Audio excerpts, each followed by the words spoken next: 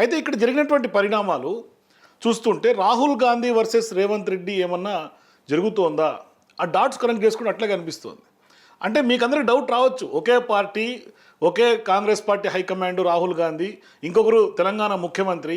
మరి కొన్ని రోజులుగా జరుగుతున్నటువంటి పరిణామాలు చూస్తే మాత్రం ఇద్దరి మధ్య ఏదో తేడా కనిపిస్తుందన్న చర్చ రాజకీయ వర్గాల్లో గట్టిగా నడుస్తుంది.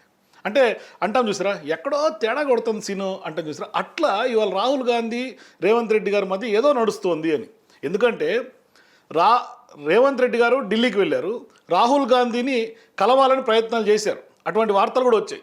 కానీ భేటీ ఎక్కడ జరిగినట్టుగా మనకు వార్తలు రాల. మళ్ళీ మొన్న కేరళకు పోయాడు, ఏది సతీశన్ గారికి సంబంధించినటువంటి ప్రమాణ స్వీకారానికి వెళ్ళాడు. అక్కడ కూడా రాహుల్ గాంధీతో కలిసినటువంటి ఫోటోలు కానీ వీడియోలు కానీ అటువంటి జాడేవి మనకు కనపడలేదు. ఇప్పుడు తాజాగా కర్ణాటకకు సంబంధించినటువంటి డీకే శివకుమార్ గారి ప్రమాణ స్వీకారానికి కూడా బెంగళూరుకి వెళ్ళి వచ్చాడు.